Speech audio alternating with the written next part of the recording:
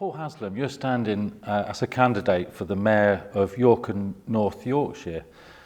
Could you just introduce yourself, please? Yes, certainly. I've lived in the area since 2006. I'm a management consultant and an executive coach. I tend to do more executive coaching these days, but I still keep my hand in at the management consultancy. In 2014, I became a councillor at Harrogate Borough Council, and I started to learn what it was to be like to be a councillor. I decided to become a councillor because you can either sit and complain or you can actually try and make a difference. And the thing that really sparked it off was that when the local plan was being done for Harrogate, there was a piece of land near where I live, and it wasn't owned by the people that put a planning application, and I couldn't understand that.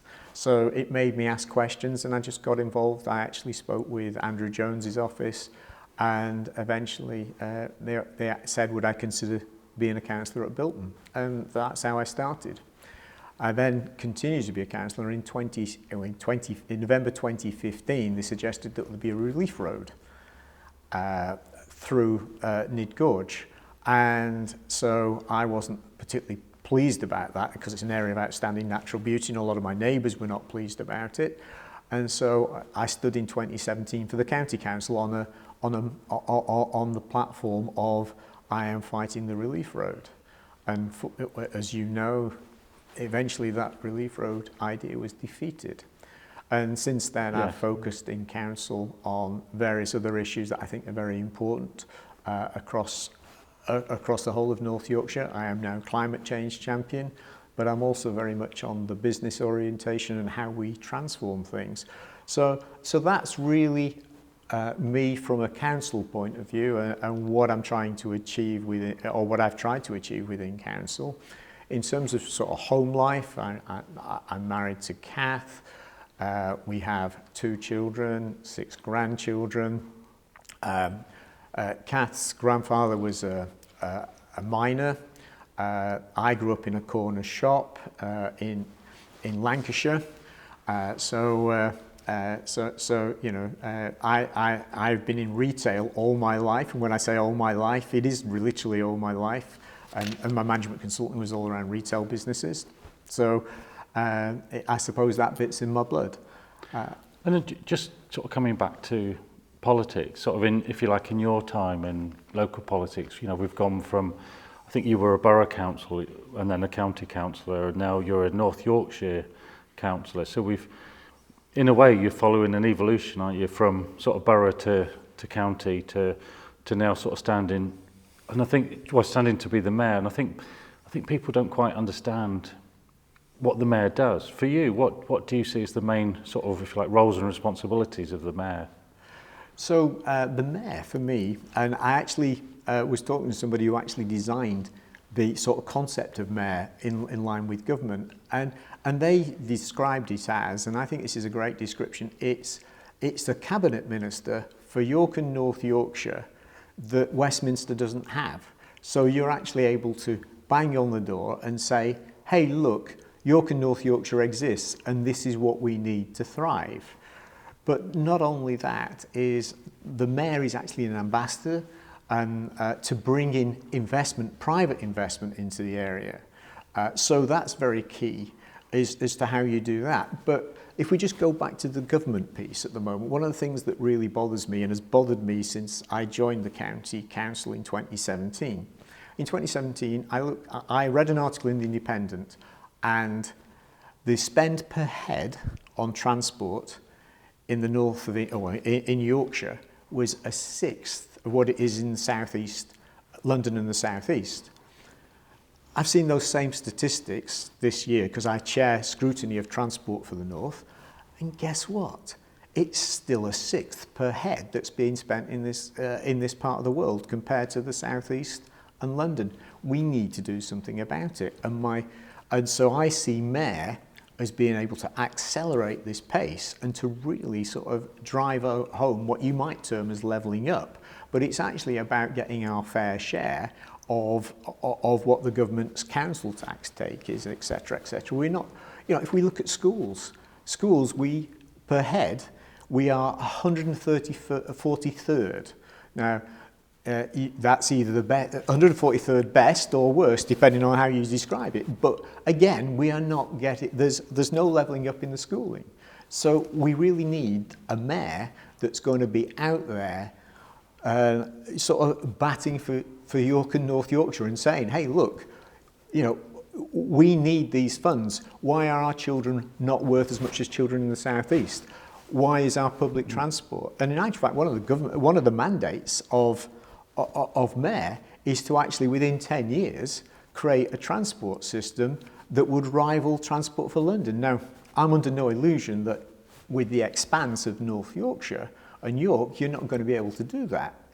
But, you know, you've got to come up with something that will create a fair public transport system in this part of the world. At the moment, some people actually live in deserts where they need a car to get anywhere. And so we, you know, so that's really where I'm at in terms of what the mayor can really bring to the people of York and North Yorkshire. And you're standing as an independent candidate, isn't it? So you've sort of stood down from the Conservatives, still remaining as a councillor, of course, at the moment. And I think people can talk this as something good or something bad in terms of, well, is it beneficial to be that, if you like, minister for North Yorkshire as an independent? You know, on one hand, you can be truly independent and you can, you know, knock on doors possibly more objectively. Or is there a benefit in being part of a party to have your mates down in Westminster, effectively, I suppose? So it's an interesting, it's a very interesting question you ask. For me, you know, I have learnt my trade over the last 10 years. I believe I know which officers to talk to, which office and how to affect things. The party system does confer certain advantages in some cases. But if we take this year politically, and we are combining York and North Yorkshire, you've actually got a Labour council and you've got a Conservative council, so what better than to have a mayor who's perhaps independent and who can take what I would call an objective view.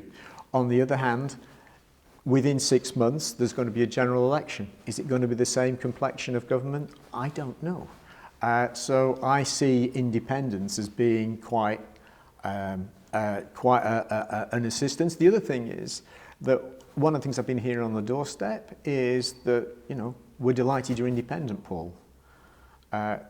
We want you to be independent and free from party allegiance so that you can make decisions that are right for us. And just coming back to that term levelling up, and it's almost, I think it's a term that often makes people roll their eyes a bit, but it's not, you know, you mentioned about transport investment, but it's also investment in things like education and business, isn't it? Absolutely. So the mayor has about 6 things that are really sort of oriented. So we talked about public transport. So business, so it's about attracting business. Now there are 6 types of business that we really want to attract. I would say possibly 7 into North York and North Yorkshire. And my top priority is actually food. I think great nutritious food is going to really help from lots of perspectives. So for example, I know that if there'd be less people having to use the NHS, if from a young age they'd got great nutritious, affordable food. I also know that if the school children were getting great nutritious food, that will probably be reducing the number of exclusions because they're well fed before they start the day. So nutrition is a vital part of people's health. And here in North Yorkshire, we've actually got farms of fantastic ability. And I would like to create a centre of excellence for farming in North Yorkshire. I'd like to be able to support the farmers and help them get through some of the changes that are going on in the farming industry at the moment. You know, and I want to invest in agri-tech and what's called, fancy word here for you, controlled environment agriculture. In fact, that's vertical farms and greenhouses. I don't know if in December you could go to Marks and Spencer's and you could buy strawberries grown in Norfolk at James Dyson's farm. And they were grown, and that's totally out of season, but it's about using the new technology. Then there's other things, there's creative arts, there's that we've got in this area that we can really captive on. We've got certain types of precision engineering. We've also got bus, we've got a bus company, and that again, if we're going to build a public transport system, maybe we can actually channel some of the funds there. So tourism is our second largest area, so we have to make sure that tourism is, we shouldn't not look after it. Affordable housing, one of the things at the moment is we're losing a lot of our children south because as they grow up and they want better jobs, the better jobs aren't here. So one of my jobs will be to, as well as develop business, is actually develop cracking, high-paying jobs that are interesting so that so we don't have this exodus. So it's it's almost creating a virtual circle, and it should be a virtuous circle of spiraling better upwards. business, better business, better jobs, affordable homes. People with higher wages can then do more. Great food, and and that knocks into, say, tourism. So maybe we become actually, instead of just tourism because we've got nice places to see, we've actually got amazingly cracking, great food that you can see as well, that you can eat, and so then we support the restaurant industry and the associated nighttime industries. So there's a whole pile of stuff there. And just sort of coming back to running a campaign then as an independent,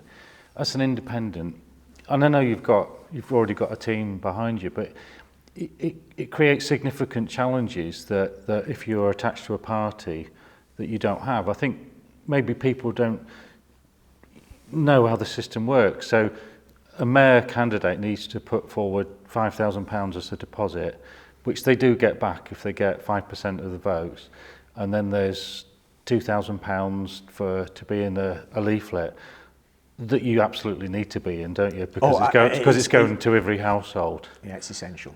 And then moreover than that, logistically, you need 100 nominations across the county, with at least 10, I think, isn't it, in York? Yeah.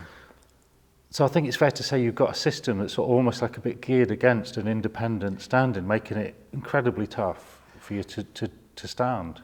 So, I mean, I looked at this, and so being a business consultant, and I also have taught at master's level on business school, on strategy. You look at this, you go, okay, this is the challenge, and it is a challenge. So fundraising is a critical issue. The signatures, I got 72 signatures running around where I live in Bilton yesterday. So on Wednesday I'm at First Bus in York, and I'll be getting my signatures from there. So I've worked that one out. On my website I've got a donation page, because if people really want to make a difference, I'm hoping that they might donate, because it will cost a lot of money. The big parties are allowed to spend up to £57,000 on this campaign, and I'm sure lots of the viewers of this will have already had loads of leaflets through their letterbox that are from the main parties, and they've got deliverers and volunteers, and it permeates throughout the whole of York and North Yorkshire. And I'm imagining that I've seen 2 leaflets in the last 24 hours that have gone out about other candidates. I'm going to have to really focus on social media, so I won't be delivering a lot of leaflets. I would imagine that the only leaflet everybody will see from me will be the one that's delivered to every home. But if they tune into social media in some way, shape or form, I will be using that. And also perhaps YouTube, TikTok, etc., etc. So I'll be trying to get my message out as to what I want to deliver for the people around here. And when I say around here, that's the whole of York and North Yorkshire. And also I understand that it needs to be tailored. So I'll be talking to people about what the issues are in Scarborough. And we talked about farming, for example. But Scarborough actually has some fantastic farming that's actually in the sea. At the moment, there's a company called Seagrown who are doing a lot of work around kelp. And just further up the coast, you've got they're doing mussels and various things. So there's lots going on all over the place, but it's being about being bespoke to the area. Just as things like public transport's got to be bespoke, what works in the centre of York is unlikely to work in the middle of the Dales. And with, if you like, people's attention then to politics, let's say it as it is. There's a lot of nonsense out there at the best of times. So there's a bit of a tendency for people to disengage. But I think there's some logic that younger people are more engaging with the process now. What are you seeing in terms of trends with people wanting to listen to what you're saying, or do you get that phrase, there's no point, they're all as bad as each other, which is a little bit of a doom mongering, isn't it, really? Yeah, so before I decided to put myself forward for this role, I actually took quite a lot of soundings as to what people wanted from a mayor, and then whether I might fit the bill for what people wanted for a mayor, and I got a lot of support. So the first thing was, I said, right, okay. But part of that conversation went along the lines of, well, I'm not sure I want to vote because I don't think there's anybody worth voting for, or I'm really disengaged with politics. But on the other hand, there are some great people there who really want to make a difference, and they're the people that I want to appeal to, the people that really want to move forward. My biggest frustration right now in York and North Yorkshire is that the pace of change here is, glacial, and we need it to be much quicker. We need to accelerate what we're doing, but we also need to have a strategy.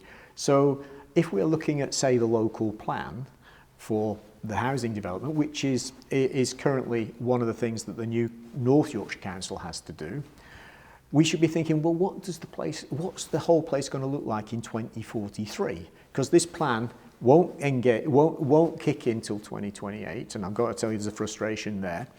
And then it's for 15 years. So we've got to design something that says that's suitable for 2043. So we need to be really thinking about that. So just going back, the 1st of April last year was when the new council started. So from that date, we've known that we have to produce a local plan. Now, you're allowed up to 5 years to do it. So that would mean it would be April 2028. However, one of the questions I've been asking, probably for the best, well, certainly for a good 6-8 months, is I want to see what the options on the local plan are. So there are certain things in a local plan that would be on your critical path, and they're consecutive, so you have to do one after another, and that's mainly to do with the consultations. But there are other jobs you can do that are, you can do them concurrently. And therefore, what I wanted to see was a couple of different options on what the plan to getting to the local plan would be. So we could actually turn around and say, actually, if we bring in some additional resource, we could actually do the local plan by April 26, if the critical path is appropriate. But I've asked for that, and I've never seen that. And now we're nearly a year on, and we're almost in a default, producing it by 2028. Meaning if you get the plan done sooner, you can start doing the things that have come in from the plan sooner. Exactly. As well. And one of the things that Andy Street, another mayor, as it happens, said the other day, was that for every house you're building at the moment, it's better to build houses that will not need retrofitting, but every house we build right now will need retrofitting in future. So we're building ourselves a retrofit problem, whereas if we could actually get that further forward, then hopefully we wouldn't have as many houses to retrofit. And every time houses are built to a higher standard, we're saving our residents money in running costs on the house and all those things. We also know that to retrofit a house is roughly 20,000, but if you put that in at the beginning while the house is being built, it's about 5,000. To me, it's a no-brainer. But and that just gives a little bit of frustration in terms of pace. And again, just on that, we're also, as I say, we're also looking forward, because what is it that we want in 2043? and we need to understand that as well. And of course, economic strategy has to fit in with where we decide to put the houses, and also the transport, where do the roads and the trains go, and how do you make sure that every household has what I'd call equality of transport modes. So in other words, if wherever you live, you could either cycle, run or walk from there, you could catch a bus, or if you wanted, you could use your car. But there's places that do not have that equality of option, and we need to look at that, and it's basically a shared road space. Yeah. And just to, we've talked for quite a while now, it's been really interesting, but just to finish up then, is there anything that you feel I should have asked you in these questions, or things that you think people should know about yourself or why you're standing? So one of the things, I actually listen to Farming Today every morning. So one of the things that I would like to sort of pose as a point is, but after that, I usually sort of reflect on things. And one of the things I was reflecting on was we have to create a vision of where we want to go. Now that's got to be what I'd call co-created. So it's not my vision, it's the people of York and North Yorkshire's vision. And it's not necessarily a particular party's vision, but as I say, we have to all come up with that vision. And then we have to say, right, okay, if that's where we want to go to, what are we doing now that is in line with that? So for example, let's imagine we experimented with low-cost bus fares. How does that help us decide what the levers are to perhaps get people to move from being in their car to using public transport? What other things? So the question really is where do we want to go? How are we going to get there? And there'll be options.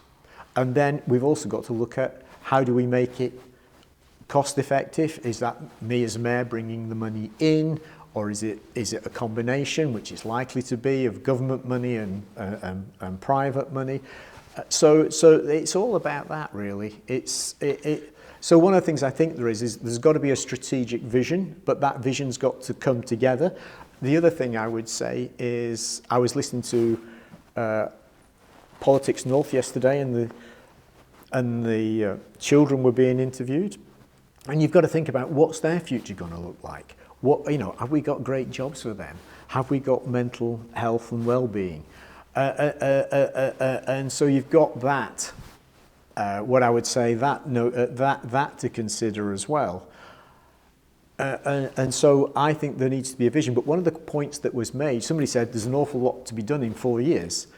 But that's one of the things that I think we've also got to bear in mind is the mayor is not, I was going to say, not just for Christmas. You're actually going to have a mayor invariably for a long time. The London mayor's been there an awful long time. You're already looking at Andy Burnham and Andy Burnham's been there since 2017, I think. Tracy Brabin in Leeds or West Yorkshire, she's been there at least one term, so she's been there 4 years now.